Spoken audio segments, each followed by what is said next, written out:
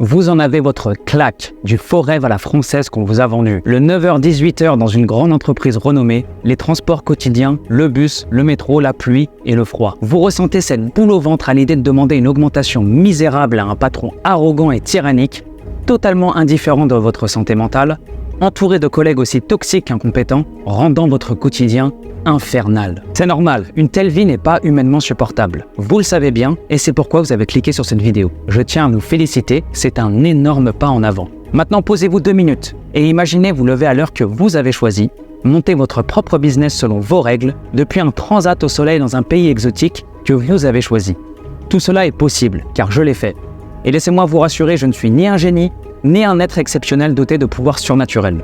Je suis juste un humain, tout ce qu'il y a de plus basique, avec 2 bras, 2 jambes, un cerveau et un ordinateur. C'est pourquoi aujourd'hui je vous révèle mes 5 secrets que j'aurais aimé connaître lorsque j'ai commencé.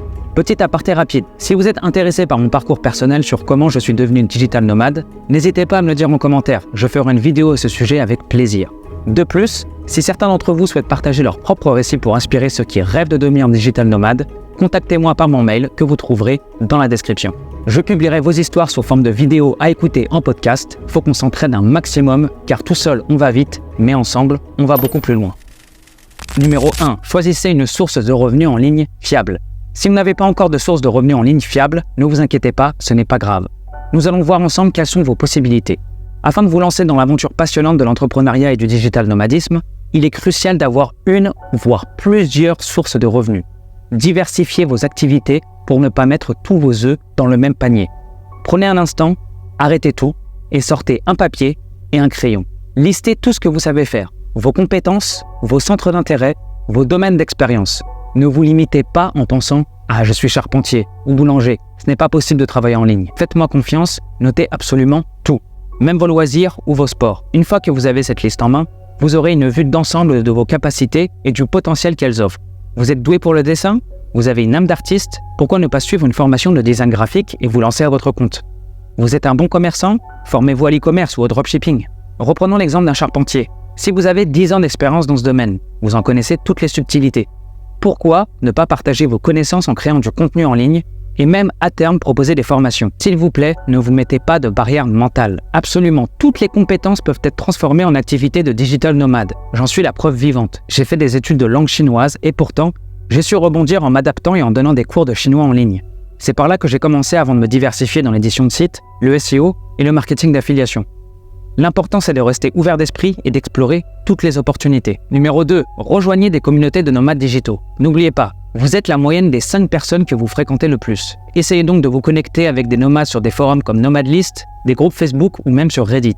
Cela vous permettra de partager des conseils et de créer des liens avec ceux qui vivent déjà cette vie. J'ai moi-même été grandement influencé par 2 entrepreneurs que j'ai rencontrés en Bulgarie, à Varna plus précisément.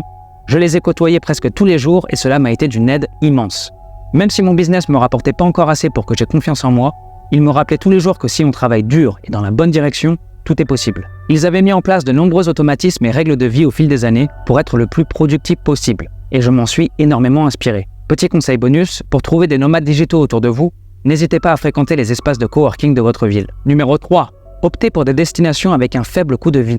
Si vous débutez et que vous ne générez pas encore d'énormes revenus, ce qui est tout à fait normal au début, réfléchissez bien à votre première destination. Ne dépensez pas tout pour partir vivre en Suisse, en Norvège ou même à Singapour si vos revenus sont encore faibles. Je vous conseille plutôt de commencer dans des pays comme la Thaïlande où je vis actuellement. Ce pays offre un coût de vie très abordable, de superbes infrastructures et une communauté de nomades digitaux bien développée. Dites-moi en commentaire si ça vous intéresserait que je fasse une vidéo où j'explique mes dépenses en tant que digital nomade en Thaïlande.